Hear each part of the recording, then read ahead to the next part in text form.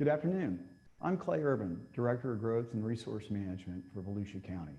I'd like to welcome you to the fourth of our five-part Affordable Housing webinar series.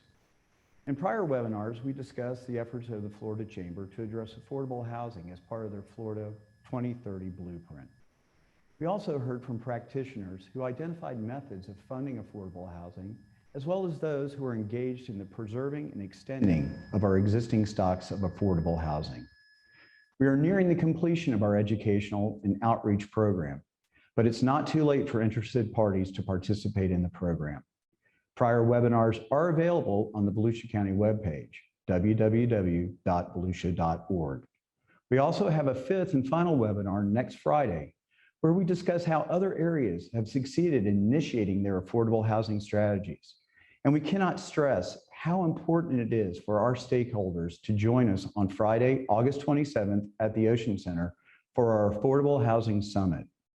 You can register for the summit at the county's website, and we look forward to a vibrant and successful summit. Today, we're going to focus on how to best plan for affordable housing and use various tools at the local level to implement those plans. We have a very knowledgeable and diverse panel consisting of a local planner, a land use attorney, and a developer of affordable housing, so we can hear from those who are in the trenches doing this work. We all understand that this is not a one-size-fits-all approach, and it has to be important for us to listen to our panelists and think through how we can adapt their recommendations to benefit the cities and counties within Volusia County. All attendees are muted, have video disabled, and we're doing this so that the speakers can be seen and heard. After hearing from the speakers, we'll have a question and answer period. Please submit your relevant questions for the panelists in the Q&A box at the bottom of your screen throughout the presentations. We will have the panelists answer as many questions as we can during the question and answer session. We encourage you to participate by asking questions during today's webinar. Once again, thank you for taking the time to join us today. We appreciate your support during this process. Our first panelist is Shawn Wilson. He's the CEO and president of Blue Sky Communities, where he's engaged in the due diligence and engagement of critical stakeholders. Additionally, he guides the design, permitting, and construction administration of all the company's developments. Shawn has experience and knowledge of how local regulations can be designed to help developers of affordable housing. Blue Skies Communities was formed in 2012 in order to develop and manage multifamily affordable housing using federal housing credit program funding. Blue Sky Communities can be found throughout Florida, and the company has a sound reputation as an advocate for nonprofit groups and local governments as they seek to attain their affordable housing goals. Shawn will discuss how the different projects they have developed face varying local regulations that can facilitate the creation of affordable housing or can hinder the effort. As Shawn is speaking, please keep in mind how a local government can facilitate a partnership with private providers of affordable housing. Thank you, Shawn, for joining us today, and we look forward to your presentation. Thank you very much. I really appreciate that wonderful introduction and description of Blue Sky Communities. And I do want to say thank you to all the folks at Volusia County, and especially to the staff that helped me prepare for today's webinar. And it's really an honor to be here, to be part of this and part of the solution. And so without further ado, I will share my screen.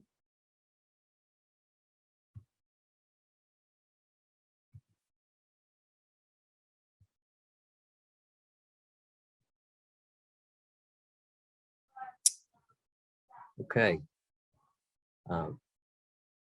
I'm here to talk about coordinated planning and how important that is in everything we do. The things I'm going to talk about today are a little bit about Blue Sky, a little bit about tax credit housing for folks that may not know about it, a case study in a situation where we had a lot of coordination from local government. And then I'm going to take you on a little safari and then provide a few policy recommendations. And so a reminder, if you have questions or comments during my presentation, please post them in the Q&A box, which you'll be able to find at the bottom of your screen, and you can do that as we go. And you can see some of the images of the communities that Blue Sky has developed in the past. We usually build 2 or 3 or 4-story communities with clubhouse and pools, sometimes in suburban locations, but increasingly in urban locations. The host gave a pretty good introduction of Blue Sky already, so I won't spend a lot of time here. If you want to see a picture of me right after Hurricane Andrew, you can see one on this sheet. I worked for a lot of different tax credit developers over the years, and I'm proud to say that Blue Sky is number 30 on the list of the top 50 for this year, according to Affordable Housing Finance magazine. So that is that's wonderful. The tax credit housing is a federal program. It's the main program that funds affordable rental housing development in the USA. It kind of took the place of public housing development, and it took the place of Section 8 development, which were prevalent from the 1940s all the way through the 70s. And there's 2 kinds of tax credits, the 4% and the 9%.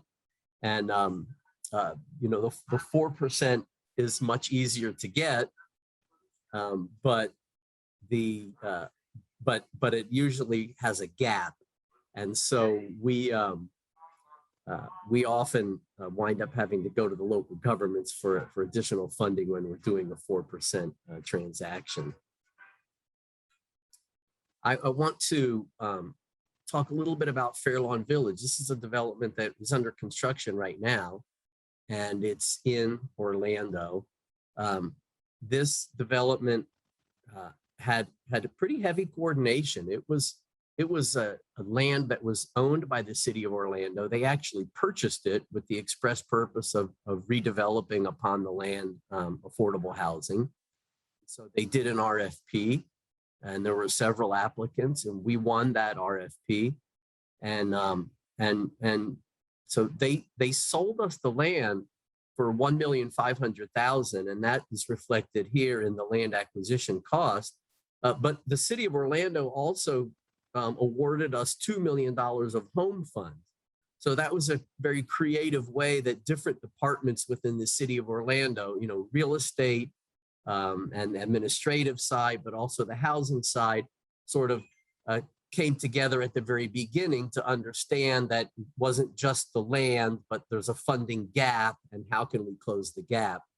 And Fairlawn Village indeed was funded from a number of different sources, but I'll just draw your attention to the 2nd, the 3rd, and the 4th mortgage. All of those sources came from a single application to Florida Housing Finance Corporation. That's a very competitive funding, as many of you know. And then so we won all of those pieces of funding at once. That together with a first mortgage loan of $4,300,000 and the $2 million from the city, and most importantly, the $8,257,000 from Raymond James, which represents the 4% tax credits. All of those sources together were what we needed to get more than $23 million in order to build this development, and it is under construction right now. Here's a case study for a density bonus. This is a development that we did in unincorporated Hillsborough County. We had 23 acres that we put under contract, and it was a privately initiated contract. There was no city or county involved in the land in this case. But it had some old approvals on it for about 190 units. And we went to Hillsborough County. We were able to get a key commitment from them early on. So I want to highlight that theme, because it was the same in the other case study.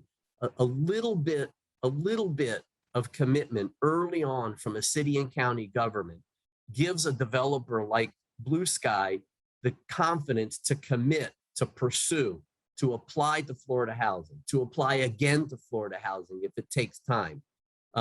If we get the cold shoulder from a local government early on, maybe we can throw in an application to Florida housing, and if it wins, fine. If not, maybe we walk away. But a small commitment early on is really, really critical for us to for us to be able to commit. So we took that small commitment from the county, and we won a 9% credit allocation. And with that, we were able to build 144 units. Well, we took advantage of a program that exists in Hillsborough County. They have a density bonus program, and I highlighted each of these rows represents a land use category, as some of you recognize this already. We're in Res 9, and in Res 9, our base density is 9 units per acre, but we can get an additional 33% density and get up to 12 units per acre. So it may not sound like a lot, but an additional 33% density bonus is great. And with that, we were able to increase the total density up to 256 units. So whereas we went into it having a maybe sort of a leftover phase 2, which was only 46 units, we were able to take advantage of the density bonus program and make a real phase 2 of 112 units. And that wound up being a very high impact development called Sable Place. And that was with a nonprofit. We had a joint venture with a nonprofit agency called Metropolitan Ministries over here in Tampa. And that serves homeless families. And that was also a 9% funding. And even with the 9% funding, I will point out that there was still a gap on Sable Place, which is this phase right here. The reason there's a gap, even on a 9% development, is in that case, because it was a homeless target, and we don't have the ability to borrow 4.3 million from Chase Bank like we did on the prior case study. When it's a homeless development, we usually don't borrow bank debt because the rents skew a little bit lower. And so we needed a little bit of local money, about $1,100,000, and Hillsborough County came through on that one. And they came through after we won the 9% credits. So again, we've got a situation where the county is committing a little bit of something early, but they're also coming in. They're coming in later with a little bit more funding, and I don't want people to get the impression that we as a developer are trying to double dip. We're trying to fill a gap, and it's very difficult to be able to guess, as any real estate developer knows. When you're planning a $20 or $30 million real estate development in year one, it's very difficult to estimate with exactitude in year 3 or 4 or 5, when you actually build it, how much it's going to cost. And so a market rate developer may be able to absorb cost overruns by increasing a price or selling off a portion to a commercial developer, but an affordable housing site really doesn't have those options. So we very often do have to come back to the local government for additional incentives, even after one incentive has been committed. We don't want to do that, but we do find that we have to in order to maintain feasibility. That we would only do that after we as the developer try to creatively close the gap ourselves, and we have a lot of tools at our disposal. Let's go on a safari. So imagine we're on a savanna in East Africa. Imagine that you've got these herds of giraffe or gazelle, as you see in the picture there. Say the developers are the adults, and the developments, the affordable housing that we create are the young. That's the offspring. Well, and imagine that the cities and the counties are the watering holes. So the developers are the adults. We have to go to the watering holes in order to be healthy, in order for our children to be healthy. And so if there's a watering hole that's surrounded by quicksand, we're not going to be able to make it to that watering hole, that city or that county. Likewise, if there's a watering hole that sometimes is full and sometimes is not, in other words, a local government that sometimes has resources, sometimes doesn't, that doesn't provide us a level of comfort that going to that water hole is going to be the best thing for our young. So we may not hit up that watering hole very often. And you guys as a city and counties, you need us to develop the affordable housing, because you don't do it. And that's affordable housing is a private is a public-private industry in the USA, but the property ultimately is owned by the private entity in almost all cases. So we have to work together. A couple of recommendations I have: create a 3-year plan. Don't chase your tail and just say, okay, I got $1 million in CHIP this year or $5 million. Here's what I'm going to do with it. Make a 3-year plan if you can. Hey, if the funding doesn't come through from SHIP or home, so be it. But at least you've got a plan in place, hoping that it will. Again, that allows developers to come to you early on and say, I've got a site. Maybe it's not ready today, but it's a great site. I'll get it ready. Are you going to have money next year? Are you going to have money 2 years? If the answer is yes, then the developer is going to say, yeah, I'll commit. I'm going to take the time and effort to work on this site. Create a pot of funding if you can to try to do something without having to go to FHFC. Blue Sky has been lucky enough to have a very strong relationship with Hillsborough County, and we've done 2 developments that did not require us to go to Florida Housing. One required $4.5 million from Hillsborough County, and the second one required $5,800,000 from Hillsborough County. It's a lot of money, but it allows you guys to get the site done that you want to get done, because you're not beholden to Florida Housing's rules and regulations and timeframes. ARP funds. I think the records that we see are that you're going to get $107 million. I urge you to spend some of that on affordable housing development. It is eligible. And I want to thank you again for this opportunity. And I look forward to being part of the solution in Volusia County. Well, thank you, Shawn, for the insight. You know, as a private developer, it's important that you give us the information that we know so we can put in place the tools and assistance to facilitate private investment. We'll join you again during the question and answer session at the end of this webinar. And so now we have to go on to our second speaker, which is Mark Watts. Many of our local planners and administrative attendees know Mark as a local land use attorney who works with local governments to ensure quality development. Mark is a partner at Cobb, and this practice is focused on representing landowners, developers, and securing entitlements and regulatory approvals for the development of their land. In addition, Mr. Watts is experienced in structuring infrastructure financing through the use of special assessment districts, community development districts, tax increment financing, and other creative financing strategies.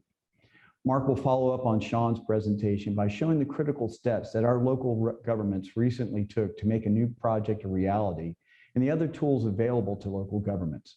Thank you, Mark, for your time today, and we will return it over to you for your presentation. All right, thanks, Clay. I appreciate it. Let me get my screen up here so I can walk you through this.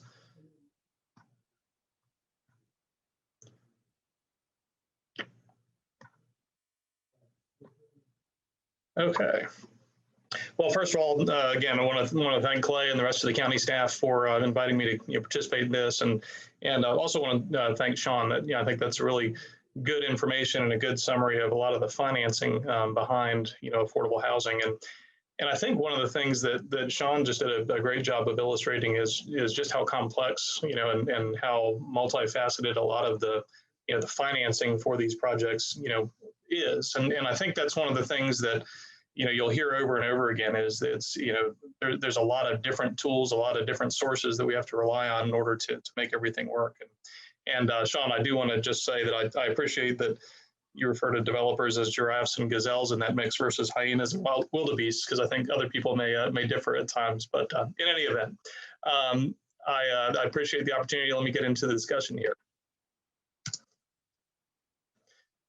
All right, so one of the things that I want to focus on is the fact that providing affordable housing, I think has to be viewed by a community that wants to be a healthy community as a necessity. I think that it's similar to any other component of infrastructure. As we grow and as we develop, we have to keep up with our road capacity, our school capacity, our utility capacity. And I think any community is going to, as much as we try and focus on bringing in, high quality, high paying jobs and things of that nature, you're always going to have additional jobs and population coming in. that also needs, you know, the affordable housing stock. And so, you know, I think that, you know, in some of our recent discussions with the city of Daytona Beach and Volusia County and others, you know, we've talked about how, even in our discussions last year when we were talking about things like linkage fees, you know, the addition of retail development or hospitality development brings with it a need for affordable housing to support some of the folks that work in those industries that aren't at the top of the pay scale. So, you know, historically, one of the things that it brought to mind was, you know, years ago, I remember we worked on a couple of projects in Volusia County, one in Brevard County. Pavilion at Port Orange was processed as a DRI back when we had DRIs still. And, you know, one of the components that came through that state review process, and one of the things that was looked at in that, you know, as you're looking at a development, you're looking at the regional impacts of that development, was, you know, what is the impact on the demand for affordable housing? And so, you know, I think if you know, went back and looked at our development orders that came from the Regional Planning Council and from the cities on, you know, the Pavilion project or the Hammock Landing project down in Brevard County, and in each case, there was a component, there was a payment that was required as part of the development order for those projects into a fund for affordable housing.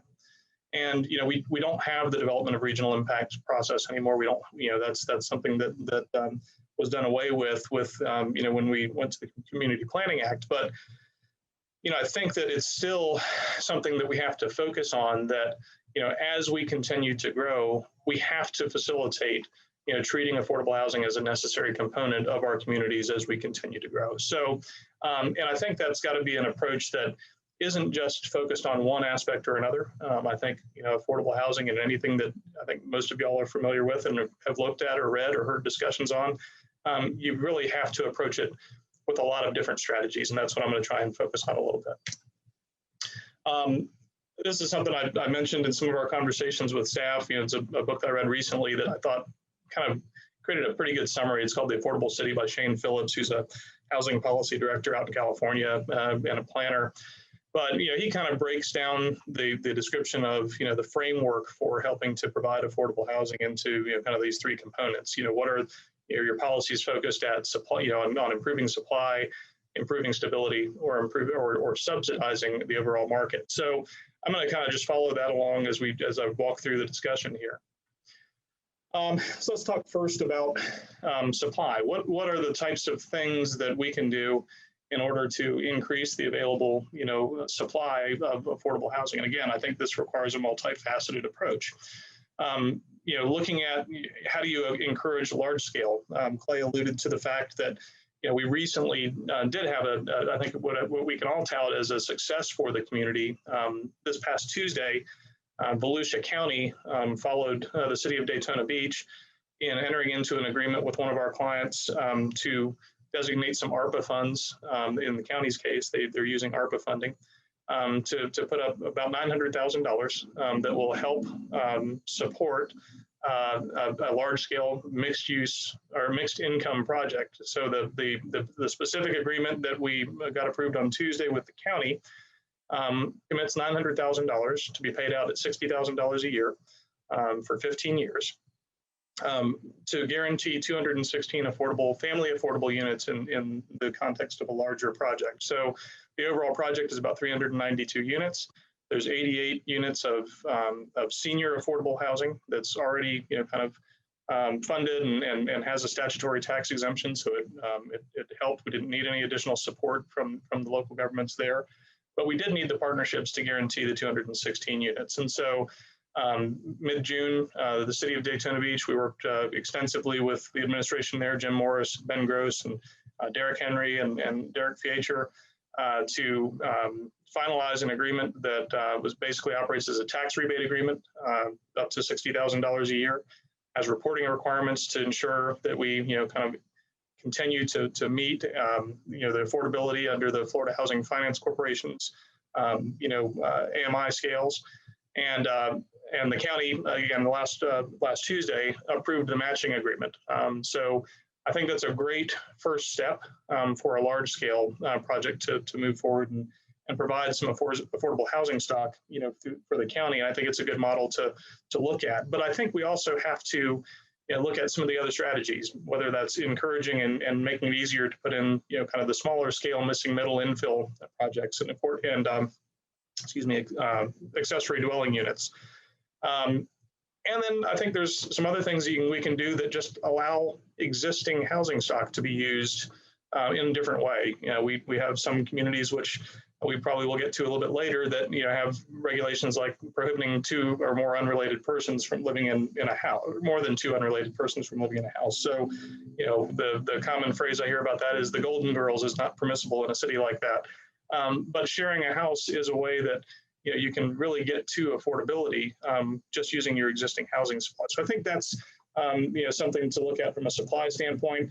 And then I think removing some of the hurdles, removing conditional requirements or special exception requirements for some of those types of housing that I just mentioned. And then having simplified processes if you're following pre-permitted or pre-designed ADUs, for example. There's been some communities out west that the community has actually gone out and hired an architect, designed units that you can come in and use that unit's design and floor plan and build that unit on your property without having to go out and get it designed from scratch.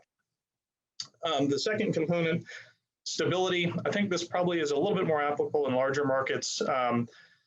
But this is the type of thing like, to protect against gentrification, to require, evictions have to be just cause evictions versus just opportunistic ones that, eliminate some of the existing stock of affordable housing. I do think that, you see some of this in the Florida Housing Finance Corporation's annual updates to the affordability, the AMI rates and everything else. So those rent protections and rent controls that we have in a lot of the projects throughout this area, I think fall into kind of this, stability area of policy. And I think, again, those are a good component that we need to keep in order to make sure that we're maintaining that overall supply. And then finally, subsidy. This kind of goes to the agreement that I was talking about before. But we've all heard of the Sadowski funding that traditionally has been one of our primary sources in the state. For subsidizing and helping to pay for the tax credits and other funds that go into affordable housing development. Obviously, one of the things we've all heard a lot about is that increasingly those are scarce funds. They've been diverted into the general budget and not set aside as they had been previously for affordable housing. But I think the other things we can look at from a subsidy standpoint, reducing regulatory costs. We had a project we were recently working on where our tree mitigation cost, for example, was adding about $2,500 per unit to the cost of a project that was intended at, to provide for attainable housing, not necessarily affordable, but kind of a lower cost housing for people that are traditionally blue collar workers, things of that nature. And just looking at trying to come up with strategies to reduce some of those costs that can kind of add incrementally to an overall project cost. I think those are strategies that we have to look to with regard to ways of helping to subsidize. And then again, mentioning the Clyde Morris Landings project is the one that we just worked with Daytona and the county on. I think that's a great model that we can look to. I think it's one that we can expand on. We've talked about creating community trust funds or establishing some linkage fees. I think all of those things can go towards helping to improve and expand the availability for partnerships, helping to reduce some of those regulatory costs. I think those are all, again, core, key components to how we help things move forward. And I did forget to mention when looking back at the, supply, one of the other things that I think we've, in the context of the smaller scale developments, I think we've got to make those easy. I've worked on projects that are, 500 units, and I've worked on projects that are 12 units. And oftentimes they take the same amount of time to process through and get approved. And I think to the extent that we can reduce, kind of the regulatory costs, the regulatory burden, and make some of those smaller projects move along at a faster clip, I think that's a key component of that as well. So with that, as Clay mentioned, if you have questions, please make sure you're posting them to the chat on Zoom, and we will get back to them here in a little bit. Well, thanks, Mark. It's great to know about the many funding mechanisms that you referenced, as well as the regulations. And I'm sure we will all refer back to this information and build on it as we hear from developers throughout this process. Our final panelist today is Rick Werbiskis. Rick has been the Community Development Director for the City of DeLand since 2016. In his job, he oversees the planning, building, and economic development functions for the city. Prior to joining the City of DeLand, Rick worked at various local governments in Texas and Massachusetts, where he gained valuable knowledge on balancing the need for regulations and the flexibility that is needed to assist those in providing for affordable housing. As you listen to Rick's presentation, please keep in mind the balancing that is needed so that a safe, affordable development can be realized. Thank you, Rick, and we'll turn it over to you for your presentation. Thank you, Clay. And I'll be building a little bit off of Mark's presentation. And honestly, I did not intend on copying his presentation, but obviously it's building very closely to that. So affordability and housing in Volusia County, definitely an area that we need to address. And hopefully we're all working coordinated towards that initiative. So I'm going to talk about a few regulatory issues and also financial issues facing municipalities when trying to accommodate for and encourage affordable housing. First, accessory dwelling units.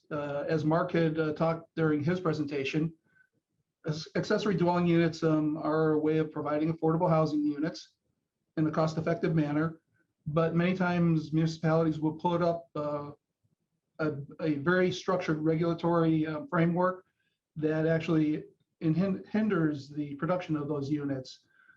Things that you can take into account, home ownership, making sure that the property does not have to be owner occupied.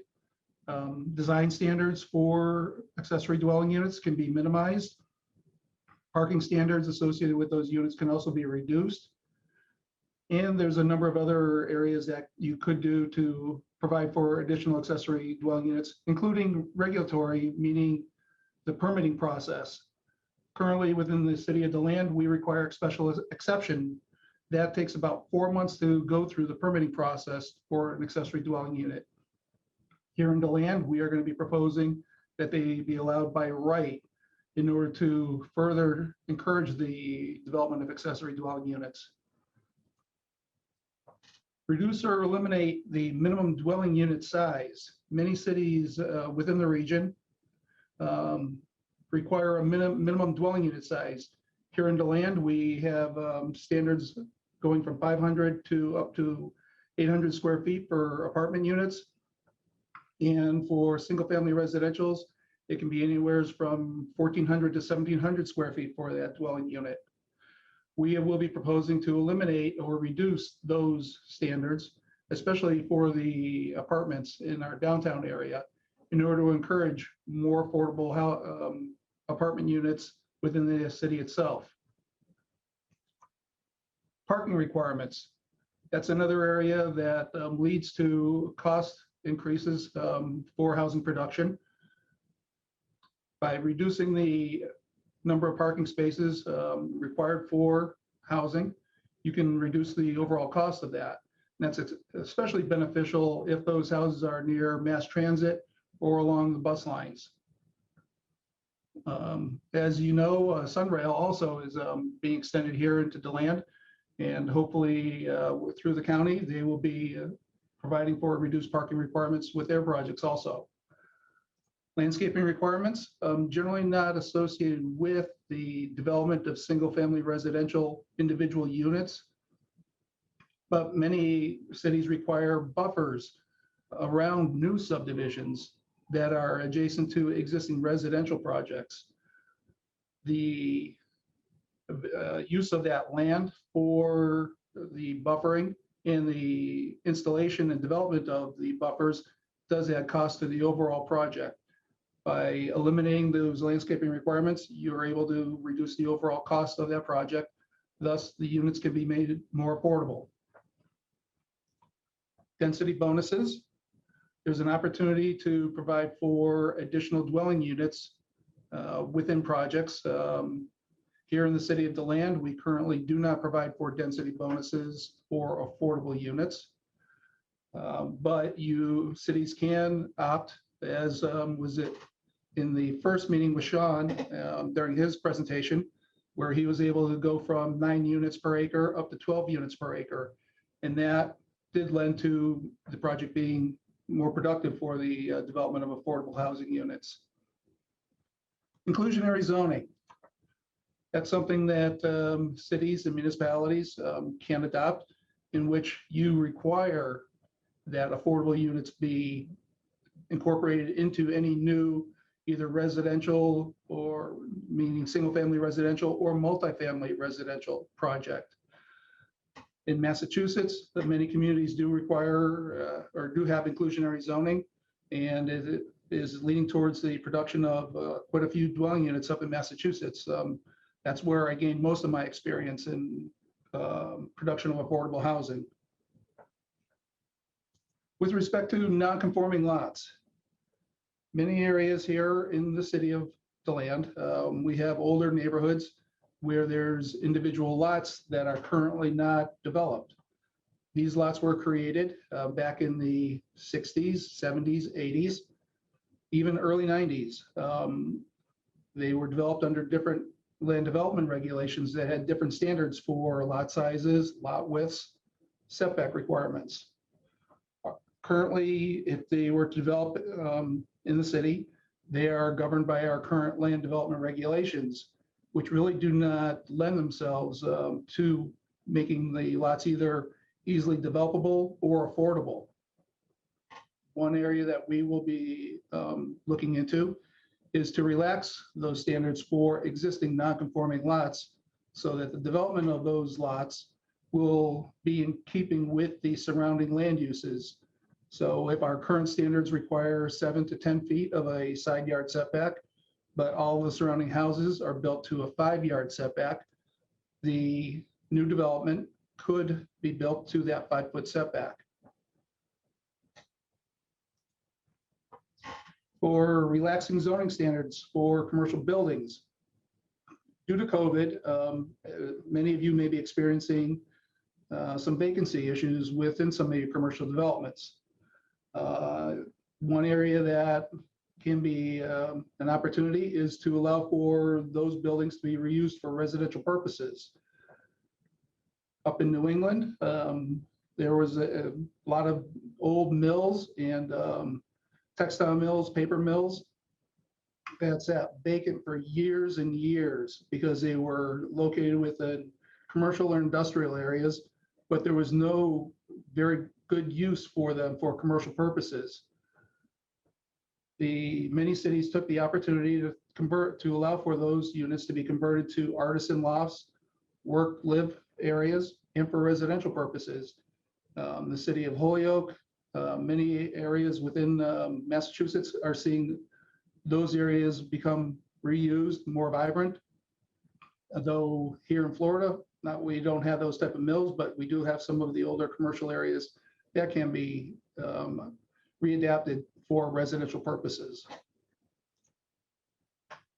Now, from a financial standpoint, there are opportunities that the municipalities can incorporate. One area that we can look at is streamlined permitting. As I mentioned with the accessory dwelling units, we've got a very protracted process in which the dwelling units need to be reviewed and approved through the special exception that requires it to go before our TRC, our Technical Review Committee, the Planning Board, and then the City Commission. That adds money and time to the review and to the permitting for those units. In order to streamline it, we are going to be making those uses allowable by right, thus saving the homeowner and the developer time for the permitting, and it will get these units built in a much quicker fashion. We also are looking to waive and reduce building permit fees. Your fee schedules are adopted on a local level, and that you may be able to provide for any affordable units to either have reduced or waived building permit fees. Donation of surplus municipal land. That's one area that we're currently undertaking, inventorying all of the municipal land that we've acquired over the past 20, 30 years. Many of these were acquired either as part of a utility project or as part of any parks or playgrounds that may have been thought about for future use, but never actually constructed or utilized.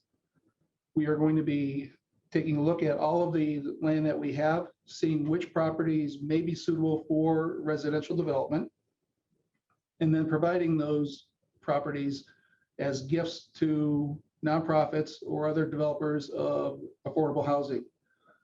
This is going to take some time, of course, because we do have to assess all of the properties and make sure that they are suitable for development and that they have proper utilities, because of course we don't want to be extending utilities out to areas that currently are underserved.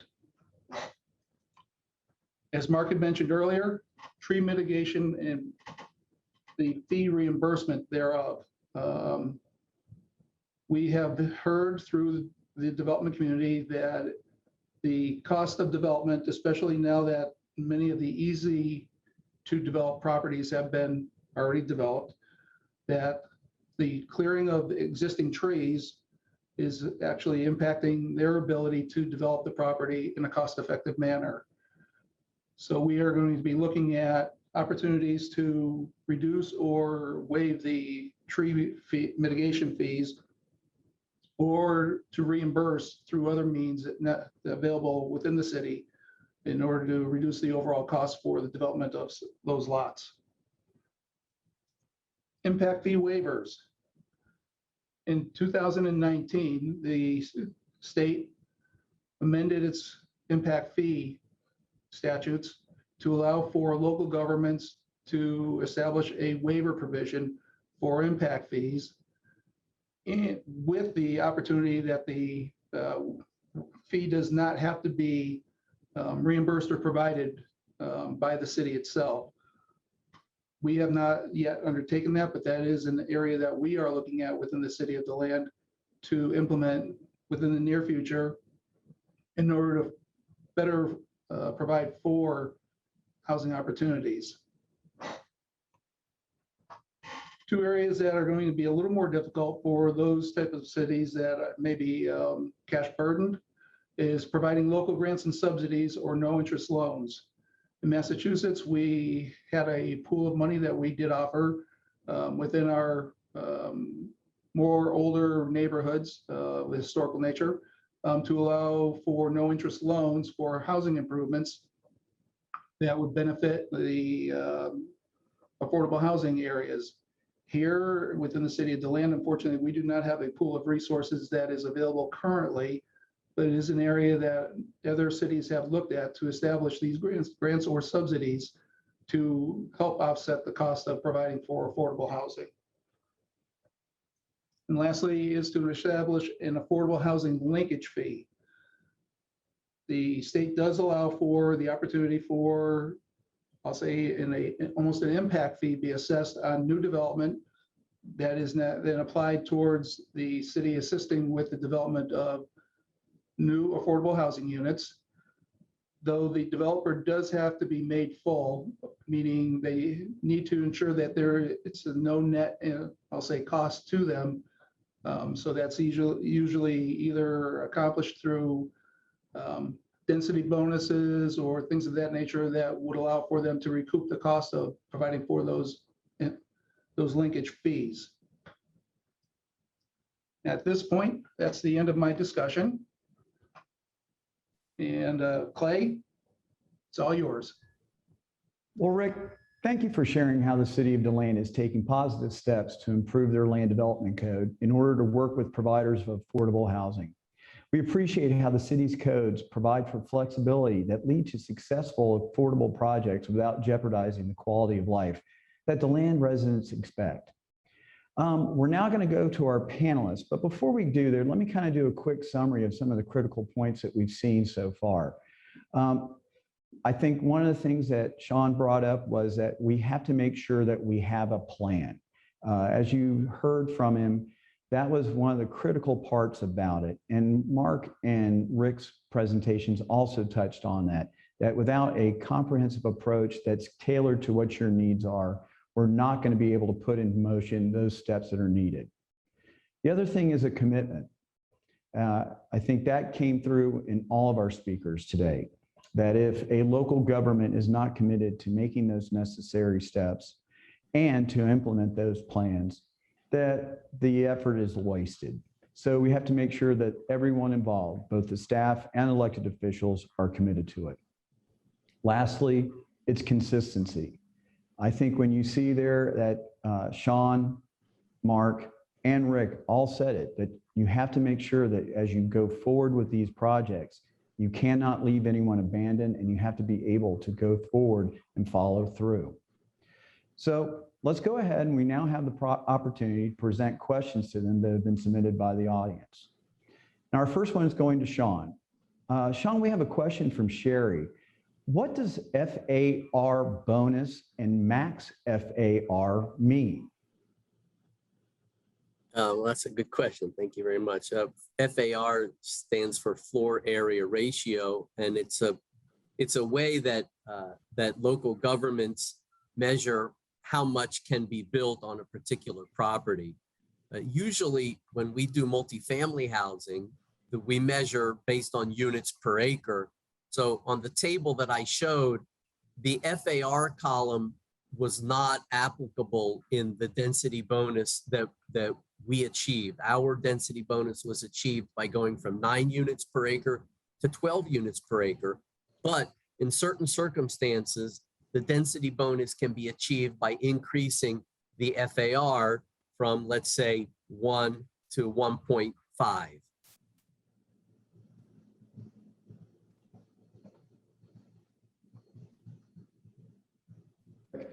Where we have a question from the audience that's saying, has the ongoing surge in residential growth in the region had any effect on your affordable housing efforts? You were muted there. I think you're talking to, that was directed towards me. But, yeah, you want me to restate that? If you could, please. Sure. Has the ongoing surge in residential growth in the region had any effect on your affordable housing efforts?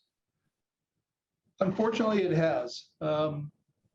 As all communities and regionally, we're experiencing extreme growth, both residential and commercial. The residential growth has kind of swung the pendulum from a positive growth position with the residents and the city commission.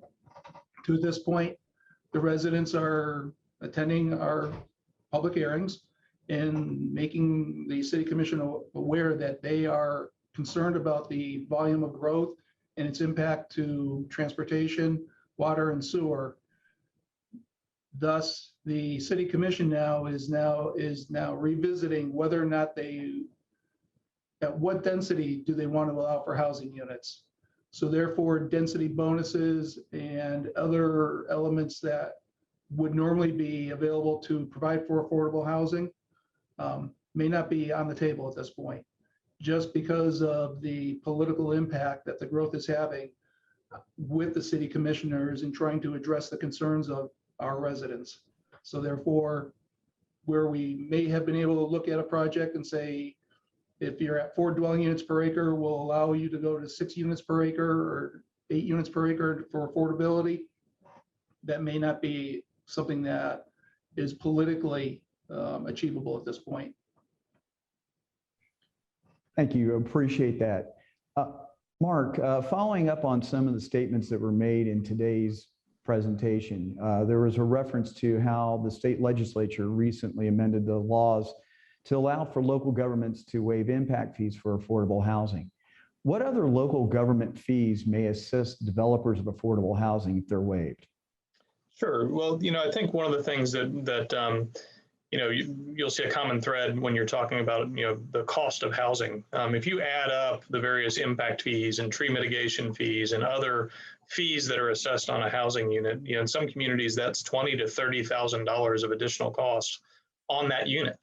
And so to the extent that you can create ways to reduce that cost in order to encourage or incentivize, for the development of affordable units, I think that's absolutely a key component. Now, I'll throw this out there. I'm not sure the legislature did something that's legal when they codified that. It hasn't been challenged. But I do think, the general rule with impact fees is when you have an impact fee, if you can't waive it, if it's being taken off of a particular unit, it has to be paid from another source.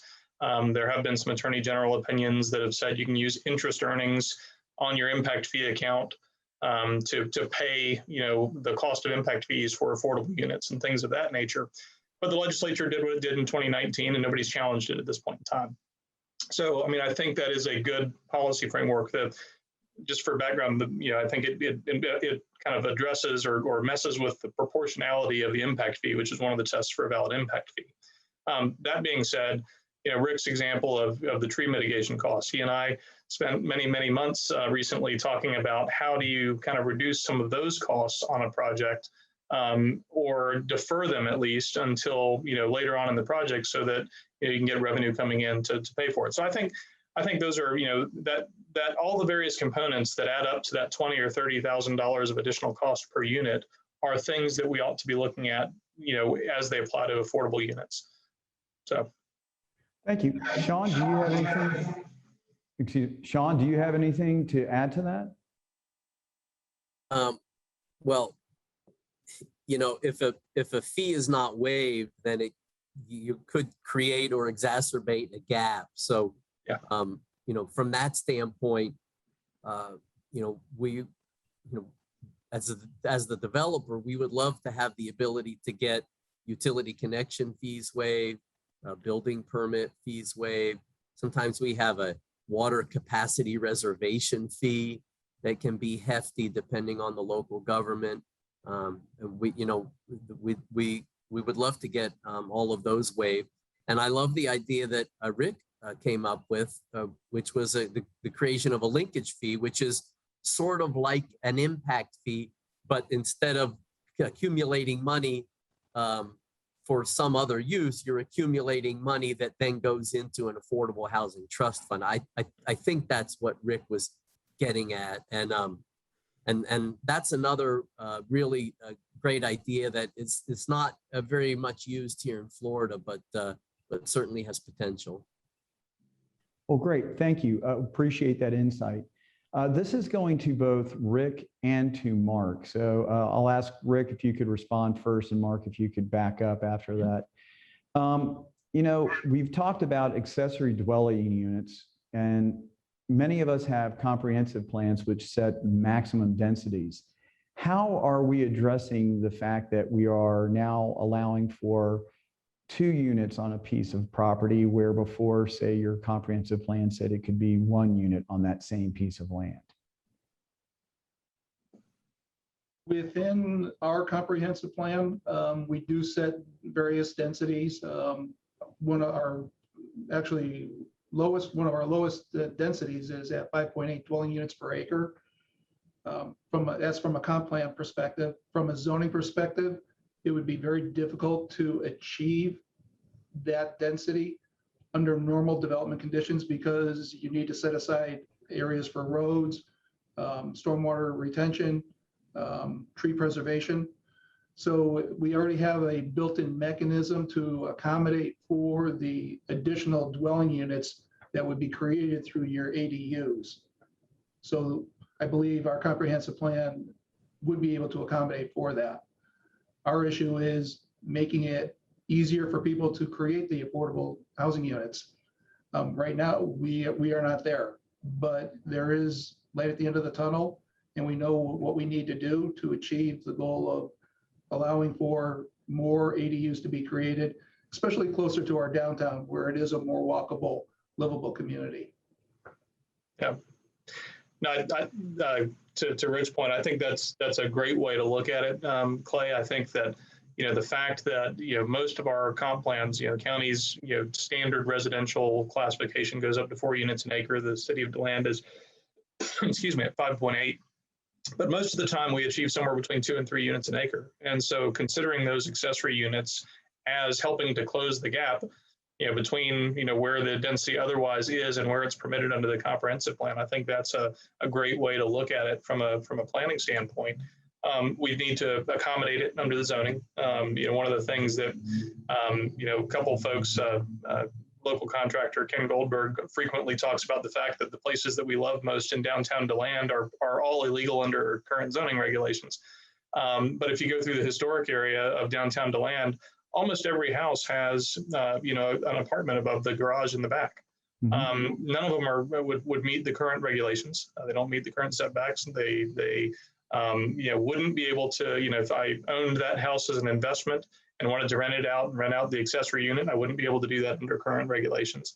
But that's part of what DeLand right now is working on changing, getting some of those restrictions out of the way, opening it up so that all of that is much easier. But I do think, from the standpoint of, the density, I think Rick's comment about maximizing the density under those existing land uses is good.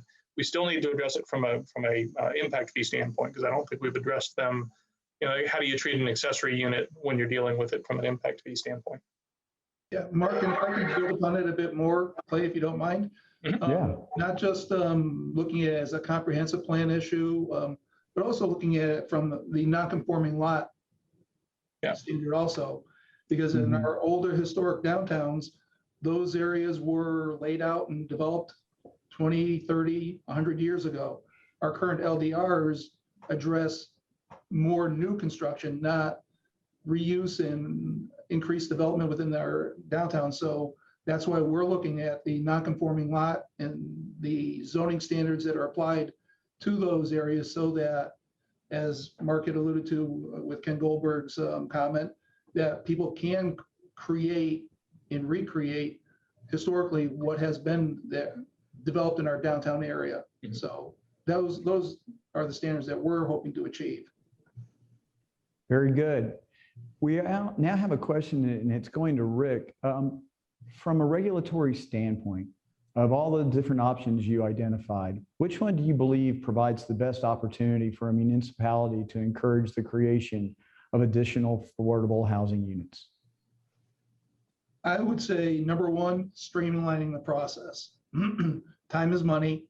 Developers want to have a structured and, I say, identifiable process, not one that is subject to a lot of, I won't say political interaction, but something that they know if they meet A, B, C, and D, that E will be their permit within a short time period.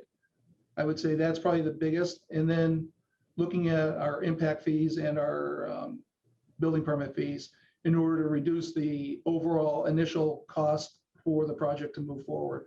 Those would be some of the best ways to achieve that. Well, thank you. That gets back to that consistency discussion. Yes. Shawn, there's a question that's come in and it says, with one of your typical multifamily sites, how do you know how much the gap will be? Well, that's a great question. We don't. I mean, we estimate what the funding requirements will be up front. And usually, if it's an experienced developer, we come in pretty close to that. That's another thing I would point out, that if a local government is entertaining a proposal or wants to do a tax credit development, you've got to get someone that has a lot of notches on their belt, because it's very complicated.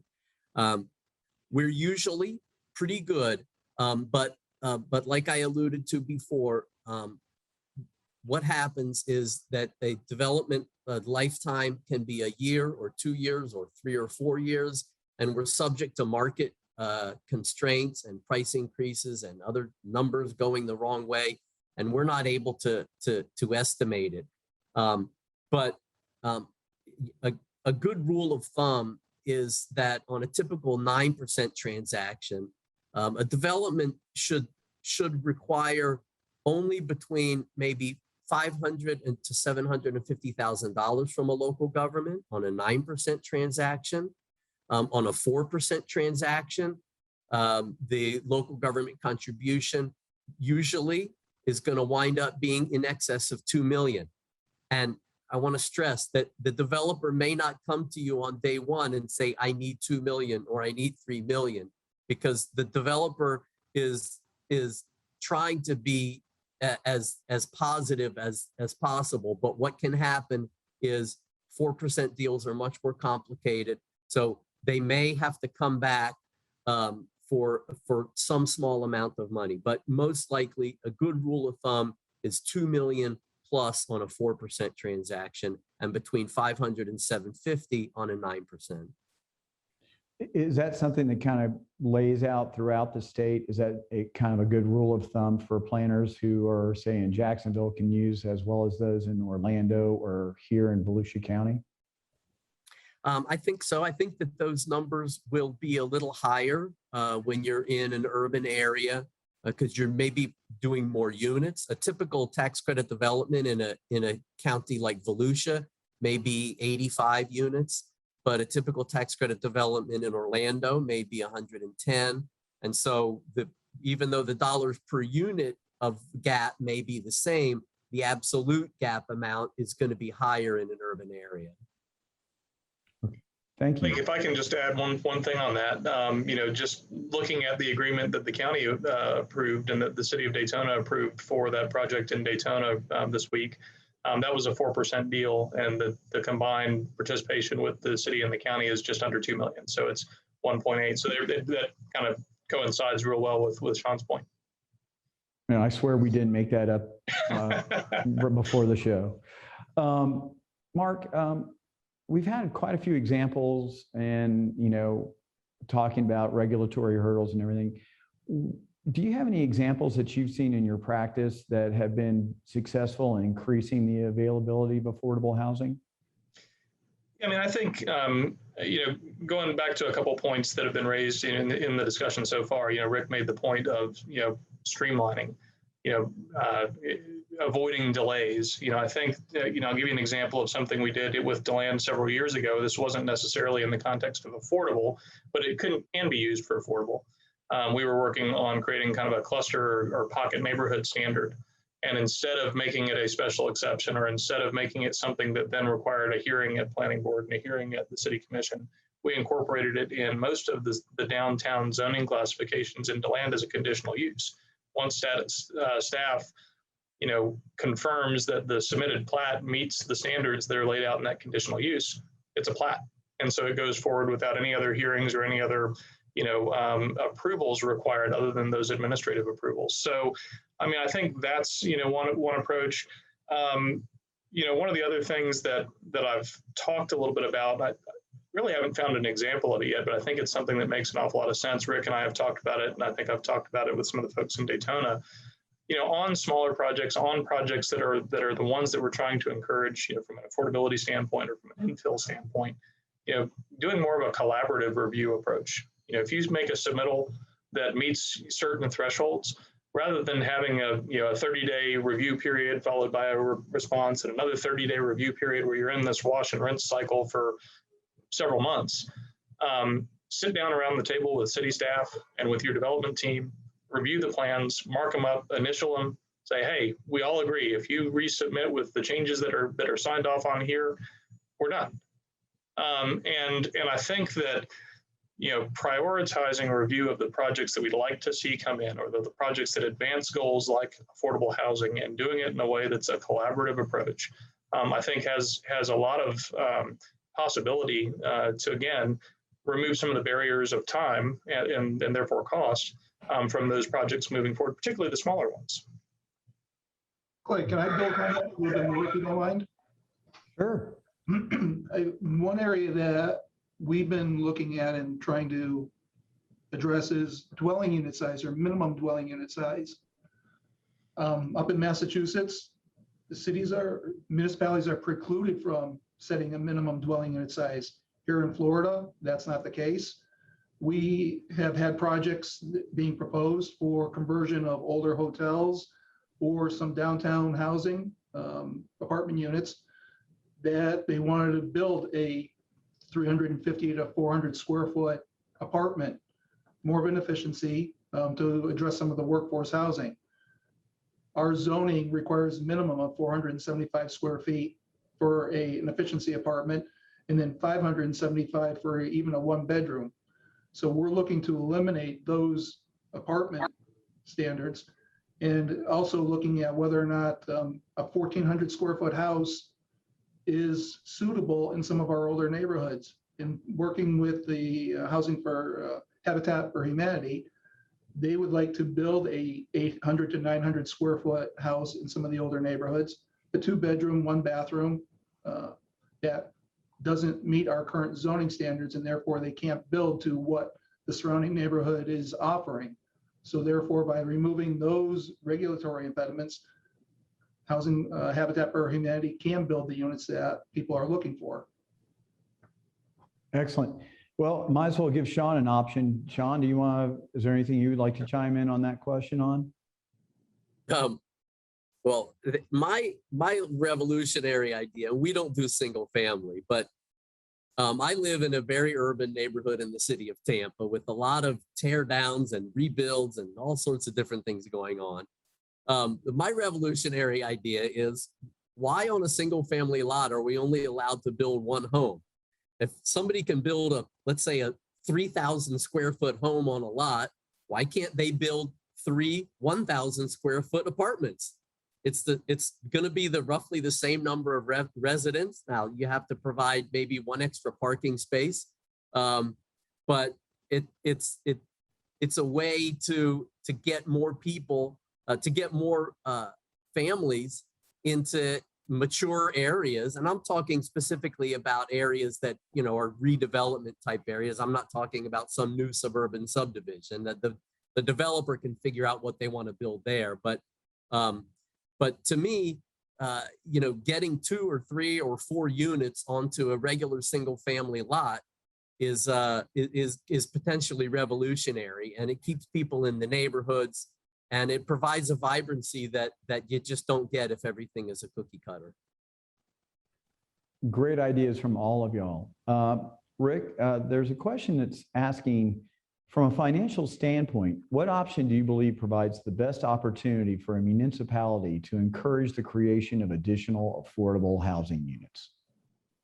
Well, I would say it's the upfront cost that is incurred by any project, and that is our impact fees and your building permit fees. With the waiver of impact fees, and I do agree with Mark, I think the legislature kind of went out on a limb on that one, but we can debate that at a later time. But by waiving your impact fees, by reducing or eliminating your building permit fees, that I think from a financial standpoint is probably, from a local achievable standpoint, that is probably the best. If the opportunity were there where we could help subsidize, that would be great. But DeLand, and I can only speak of DeLand because we are kind of unique in that 40% of our developed areas is not taxable. So we have limited resources from a financial standpoint to provide for those type of incentives, but we can reduce or eliminate some of our fees. Excellent. And Mark, in your practice, kind of going to the other side of the question, can you give examples of regulations that actually limit the availability or inhibit the ability to provide affordable housing options? Yeah, first and foremost, I don't want to pick on DeLand, but the the fact that the Golden Girls are illegal in DeLand, right? The fact that you can't have 3 roommates that 2 of them, at least 2 of them have to be cousins in order for it to be legal in DeLand. I think something that artificially restricts the occupancy level of the home is something that goes to affordability. So that's I think one of them. I think the things that make it difficult to maximize your density, whether that's parking standards or the restrictions on the accessory units and how you get to them and how much it costs to get those in. I think those are any regulations that add to those costs are things that restrict affordability.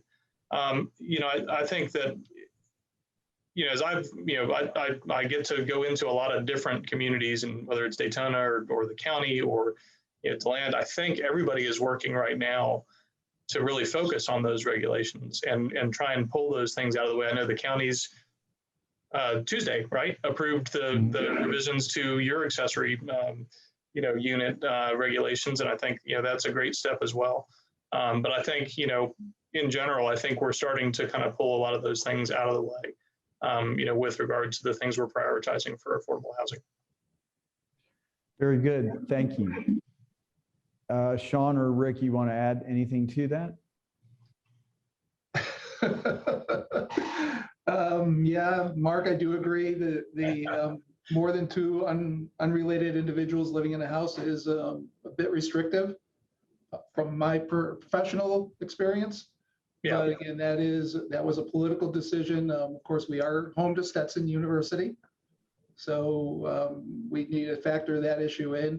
But we are working with a local developer in our downtown area, looking at ways to maybe either provide for housing that is adaptive to more than two, I'll say, related individuals. In the city commission, during our 2050 visioning plan workshops, they have indicated that they are willing to look at that and maybe reconsider allowing for 3 or more individuals. So we're making progress. It's baby steps though. Yeah. Shawn, anything else you would like to add? I mean, I'll make one specific statement and one general statement. In specific, I think that, politically, there's a history, a decade-long history of politicians, local politicians, making decisions based on NIMBYism, making decisions based on what neighbors don't want and what neighbors think they don't want, but they really don't know. They just think. So I think there's a lot of laws that need to get looked at, and I think limitations on density is the most critical one. The other thing about density bonuses or increased density, the other thing that it does is it opens up a lot more property for affordable housing. You may say, I want to do affordable housing in downtown DeLand or downtown wherever, but I don't have 5 acres. Well, if you have enough density, you only need 1 acre or maybe 2 acres. And then if an affordable housing developer only has to find 1 acre or 2 acres, well, that's a lot easier to find than it is to find 5 or 10 acres. So it opens up a lot more opportunities. My general statement is, I mean, I'm a developer, and so this is a little biased, but in my heart, I'm very much a property rights person. And so I really feel like property owners need to have a lot more rights to do what they want with their property. But we've got to planners, close your ears. We've got thousands of planners out there and elected officials that maybe don't want to loosen things up as much. But I think that we can all work together to find a happy solution. Very good. Can I add one thing to something Shawn just said? Yes. Shawn mentioned the NIMBY word, but I think one of the things that I know I've talked with you and your staff a little bit about is places like Orlando that have the YIMBY movement. Yes, in my backyard. I think having people that are advocating for affordable housing, that are willing to come out to meetings to say, yeah, we need to do this project. Yes, we need to do this agreement. Yes, we need to support this, is also key. We didn't ask for it, but on Tuesday we had a bunch of people in color-coded shirts supporting us when the county approved that partnership agreement. And the faith organization I know has been working hard on affordable housing. It was nice to kind of have somebody back in a coordinated colored shirt that was there to support us at a hearing. So that was good. Yeah, Very good. And I do agree with Shawn a bit.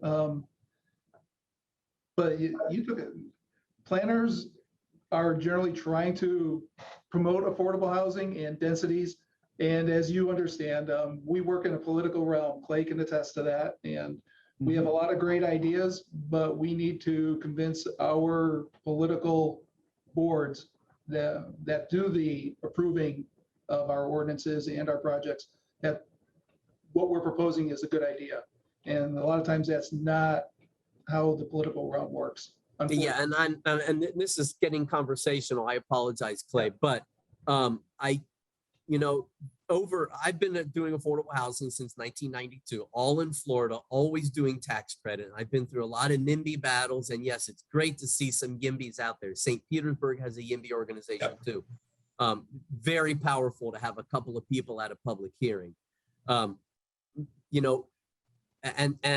And the planners definitely are doing a good job. I think their heart is in the right place.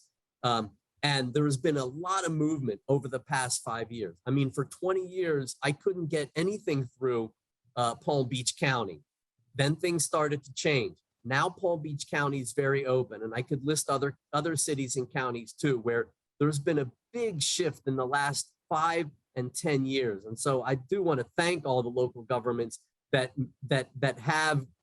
are pushing that shift to be more pro affordable housing, because they see that the developments that get built, they stay nice and they serve a public purpose. And so that's why I said I think that the planners and the development community and the government officials can find a happy medium, and we're definitely heading in the right direction. Well, Shawn, it gets back to what you said in your presentation, making sure that there's a plan, making sure there's commitment, and making sure there's consistency. And I think that's really critical. The next question we have, and we got to move on. That would have been a great continuing debate, but we have to keep on moving. And so, Shawn, FHFC funding is hard to obtain. Is there any way to do a tax credit development without obtaining that funding? Well, there is. Sometimes we as a developer can get a 4% allocation. They're basically unlimited, the 4% allocation, and we can get close to making the numbers work, but it does usually require a pretty heavy investment by a local government. So what we've suggested is that if there's a particular site or a particular neighborhood or a particular nonprofit organization that a local government really wants to promote, really wants to make something happen, then don't just say, okay, go apply for Florida housing, and if you can keep applying for year after year, and we'll always be here. But really make an effort to put together a substantial amount of incentives. It's going to be funding through Shipper Home, that's true, but it's also going to be maybe a TIF program or fee waivers or some other cooperative package of incentives to make it happen. And it takes a little bit of time, but if it's a site that is really important to the local government, they can make it happen. I would point out this type of approach also provides a lot of political cover for the elected officials, because it shows that they're working on something. It shows that they're committed to getting something done. It shows that they're making it happen. And it's something that they are making happen. It's not a developer coming and saying, hey, I want to build something on 122 Main Street. It's something that the local government is behind. And so not only is it not going to be a high impact development, not only can you get it done without going through the whims of Florida housing, but it provides political cover. That's not a good word, but I think you know what I mean. And Shawn, we have a follow-up question. It's not necessarily related to that, but it's tied more to your site selection. Many of the low-income residents are challenged in regards to their transportation. So are infill developments with easy access to transit more desirable than, say, a greenfield development? Very much so. I mean, we are really moving towards only placing our developments on bus lines and trying to get parking reductions. Also, a lot of communities require 2 parking spaces per unit. And one, I think somebody quoted a book. I'll quote a book called The Walkable City by Jeff Speck. If you build parking, you will have cars. So if you build 200 parking spaces, you will have 200 cars. And low-income people can't afford to have 2 cars per housing unit. They can't. Not every adult can afford to have a car. So we've got to build housing in a way that a household can get by with only one car. Not every adult can have a car in a low-income housing community. Understood that. Rick, what specifically is the city of DeLand doing to encourage the development of affordable housing units? Well, we talked quite a bit about a lot of that. We're going to be relaxing our accessory dwelling unit standards. We are going to be changing our ordinances with respect to the non-conforming lots, especially after my conversations with Habitat for Humanity and realizing how restrictive our ordinances are. Also, I lost my train of thought. Mark, what else are we working on? Well, the mayor called me after he found out about the city and the county agreements we did in Daytona and said, hey, let's do one of these in DeLand. So I think expressing a willingness to, kind of partner in those ways is something else that, that DeLand's working on. Yeah, I didn't mean to throw it to Mark, but we work very cooperatively together. Even though he comes from the development side, he's got a lot of great ideas. So I like to bounce a lot of things off of Mark also. Thank you. We appreciate that. And it's always good that, making sure that the private and public sector are working hand in hand in this. Shawn, I believe this is going to be our last question. And is there any local government that Blue Skies did a development at and were particularly good in coordinating their efforts successfully? And if so, what were they doing that stands out? There was, I don't know. I mean, I can name a name if that's you. The city of Orlando, I think, really has a good coordination between housing staff, and it sort of goes to something Mark said, but it's a little more global. A coordination between the housing staff, the people that allocate or create the plans for the affordable housing funding, and the planning and development staff. So that's the people who approve a particular site plan or a development order. The administration, because that's the group of folks that are channeling the political objectives of the elected officials, and then utilities and other agencies. So if there's a coordination up front, so that utilities and planning and development and upper level administration is aware of the funding that local government has and where that funding might go, that really goes a long way to making sure that things are dealt with early on. So, for example, the city of Orlando, they have a pre-app program where it's run through their development side, but affordable housing gets involved. So if you say you have a pre-app and they know it's affordable housing, well, there's going to be an affordable housing person at that pre-app meeting, so that there's an understanding across all the departments very early on about what might be coming down the pike. Excellent. Mark, same question to you. Are you aware of any local government, again, and you can name names, and just identifying what they're doing that stands out?